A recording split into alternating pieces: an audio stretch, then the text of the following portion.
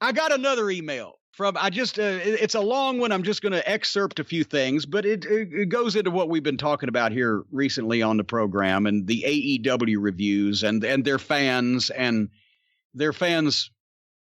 mindset. Hey, Jim and Brian, he included you in this too. But hey, Jim and Brian, blah, blah, blah, blah. I have on a few occasions posted comments on AEW videos criticizing politely the booking and the production in general, and each time I'm chased out like a pedophile at prep school for simply sharing my opinion. I don't understand what these people are drinking or what bizarre hypnosis the balding bucks have been able to cast onto these poor souls.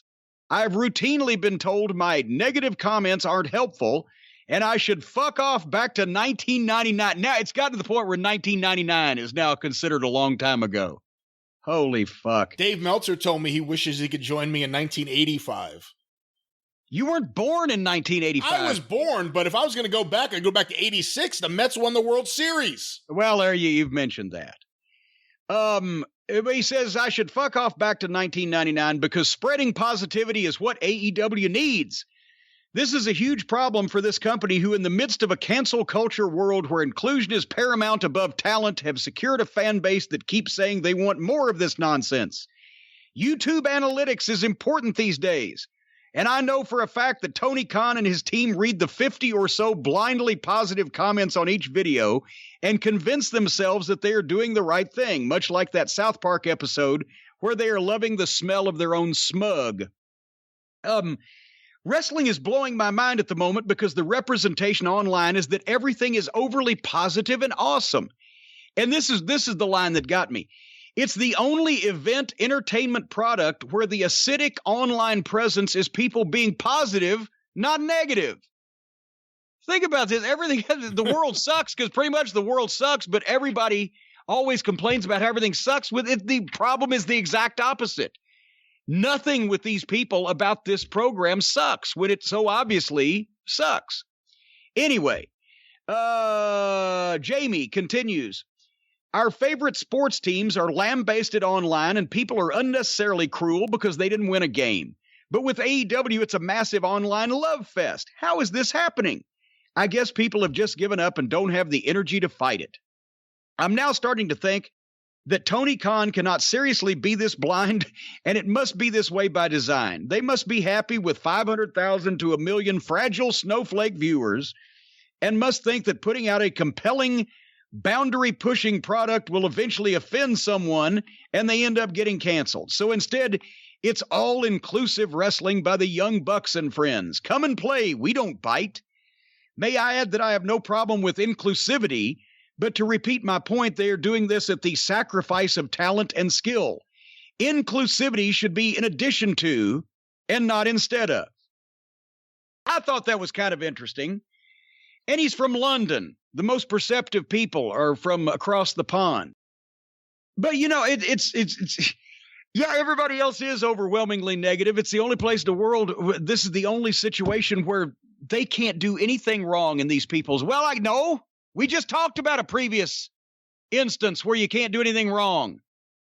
We have found the opposite of the Trump supporter. I've admitted Democrats have lunatics too. The opposite of the Trump supporter, they're not dangerous, they're just annoying, is the AEW fan. They will believe anything they're told and feed or and gobble up the fucking pablum that they're fed, just like the Trumpers do. They said they're not dangerous. They're just stupid. Well, think about how the Young Bucks have marketed themselves. It's kind of like a wrestling culture war. You know, out with the old, in with us. You know, if you like anything that's old or anyone old gives you advice that you don't want, screw them. Let's get them away from wrestling. If anybody tells you the truth about how you suck and you shouldn't be doing this, well, fuck them. Don't listen to them. Anyway, you know what? Here's what I think. I still believe that if these modern gymnastic play wrestlers actually sat down, Brian, and ate a good hearty meal, they would grow. they would grow and they would look healthy and intimidating. And I know where you can get a healthy, hearty meal full of calories and goodness and taste and quality food, none other than our friends at Omaha Steaks, folks. They will make you grow up and be big-time professional wrestlers instead of cosplay midgets. And right now, Omaha Steaks is offering a steakhouse grilling package with a limited time offer just for my listeners. We've talked about the great steaks and the chicken, the pork chops, the kielbasa. Those bacon-wrapped filet mignons are incredible. The burgers. Now, you can go to omahasteaks.com, enter the code JCE into the search bar. When you get one of these steakhouse grilling packages, 4 free burgers, 4 of the gourmet jumbo franks. And these jumbo franks, they're as big as fucking kielbasas. They're huge. They're plump even. The girth of them is ridiculous. So anyway, the Grand Summer Grill Out package. Eat like you're at the best steakhouse in town while you're in the house safe and sound. Smoky sweet bacon, fork tender filet mignon, all this food for much less than going out to a restaurant. Go to omahasteaks.com, type JCE in the search bar, get the 4 jumbo franks, the 4 steak burgers free to complete your order. Everything flash frozen, vacuum sealed, safely delivered in a cooler with dry ice. That means it's just like it just got cut off the cow.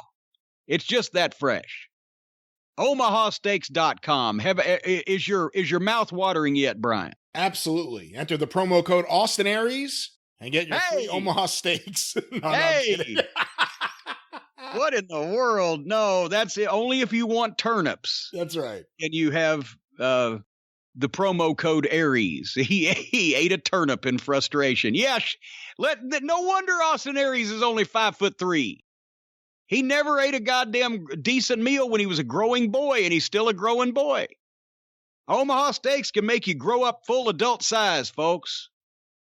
Be like the great Brian Last. We've said it before. Eat filet mignon at least once a week with Omaha Steaks. Well, be like an Omaha Steaks customer and eat filet mignon at least once a week. They don't have to be like you. Hey, come on. For heavens. I'm great. You're great. But Omaha Steaks are awesome.